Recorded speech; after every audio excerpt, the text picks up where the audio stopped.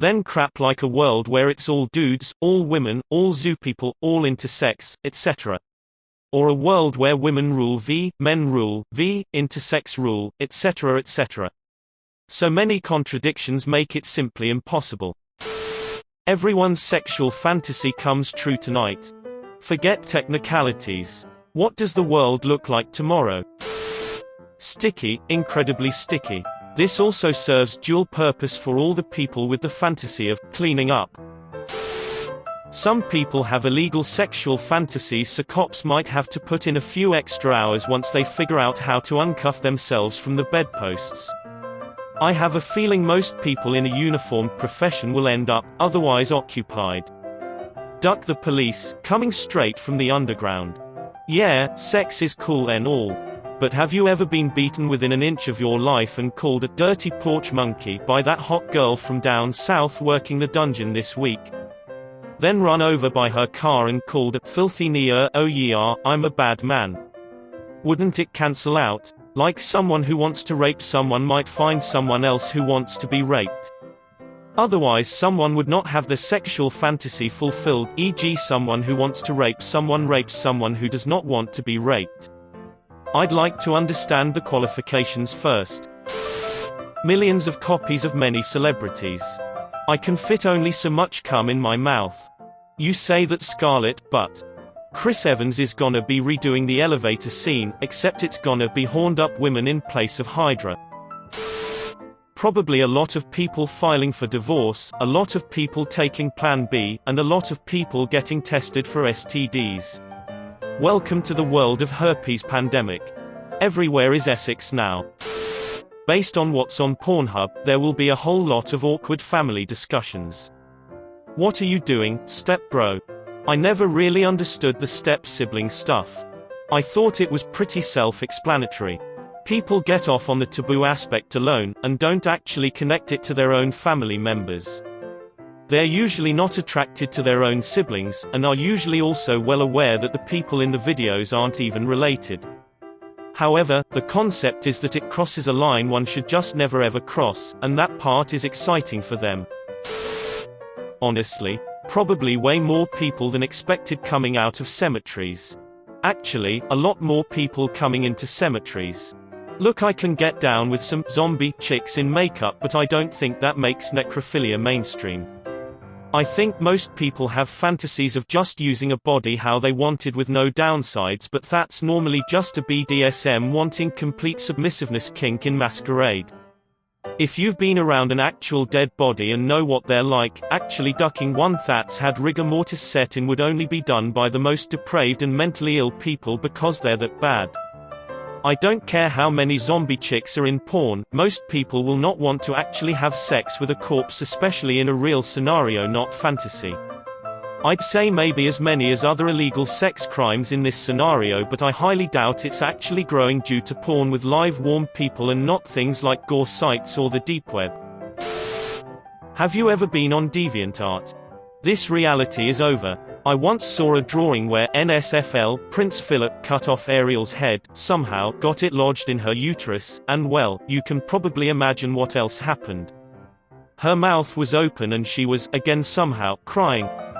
On the plus side, it had advanced space tech a few decades, purely out of desire to get off the same planet as these people. Based on hentai, probably lots of mythical yet sexual creatures. Plus side, the adorable stuff will likely stay. Well, get cat girls, dog boys, just various forms of animal-human hybrids. That should be fun. The downside is that we'll also have the ones that take far more after the animal parts.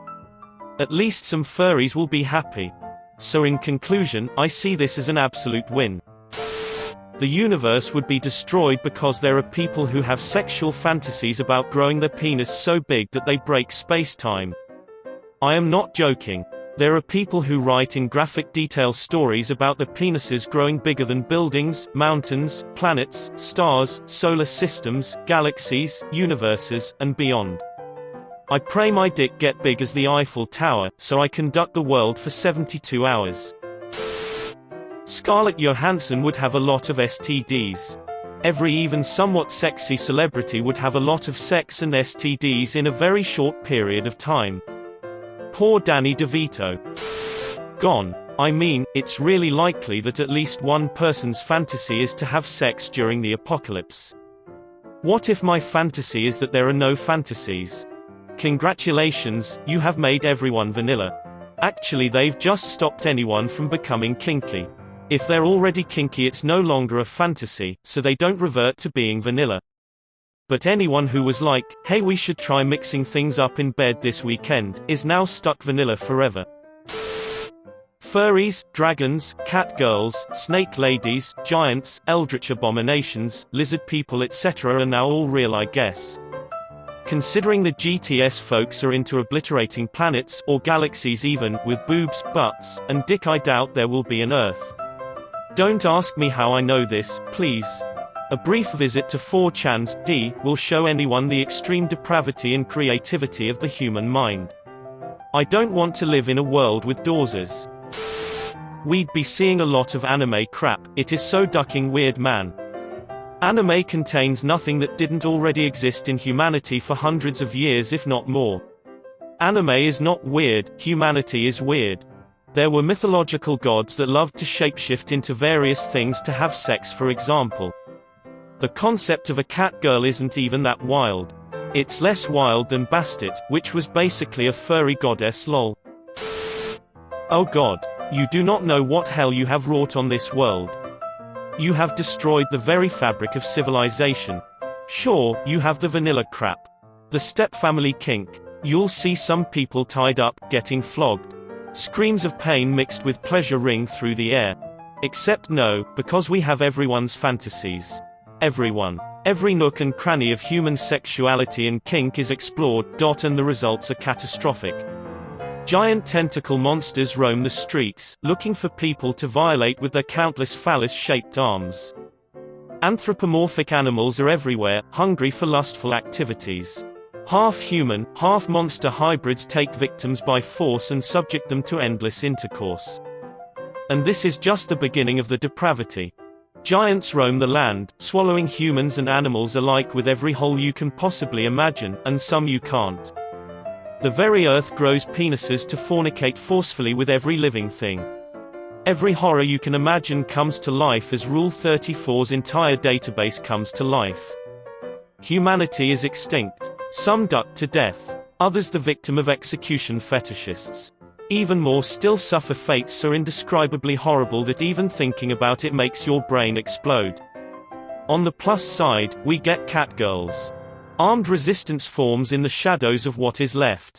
Many of the new factions summon fight amongst themselves, centaurs with dongs the size of lances joust with half-snake lamia and the winner fornicates with the remains. Humans are resourceful, and they strike quickly and retreat, often luring any horny pursuit into rival territory. Eventually an uneasy alliance is formed with the various duck giants. Humans provide them with a steady source of prey in exchange for not spelunking a lady cave or being used for sounding. Plus all the contradictory fetishes. Just clothing-wise, you've got people who want everyone in the world to wear leather, or latex, or nylons, or bondage gear, or swimwear, or torn clothing, or messed up clothing, or wet clothing, or no clothing. Then crap like a world where it's all dudes, all women, all zoo people, all intersex, etc. Or a world where women rule v, men rule v, intersex rule, etc. etc. So many contradictions make it simply impossible. A poem for your sprog. Oh sure, he explained with a shake of his head. The world is a flurry with fetish, he said. With too many heinous obsessions to pick. A mountain of anus and pussy and dick. And sure, he explained with a shrug of distress. The world is a hellscape of horrors, I guess. An image of dismal and dreadful delight. A picture of terror to taste in the night. And sure, he explained with a smile and a sigh. The world is a nightmare for you and for I. A vision of noxious, nefarious stuff. At least we have catgirls. For now, that's enough. For my master's degree I'm considering exploring why you choose to write poetry about top-scoring Ask Reddit questions. I'm also interested in the idea that you are not only bringing poetry to many people who may not appreciate it as a creative process, but you are also keeping the embers of creation alive on Reddit. Your popularity and consistent recognition in this subreddit deserves, in itself, academic attention. Okay, maybe not quite master's thesis, but I would actually like to know a bit more about you, as someone who writes poetry myself. I'd also like to thank you for keeping what I see as being quite traditional, understandable poetry alive. Like and subscribe for more funny, interesting, and scary r/ask Reddit videos.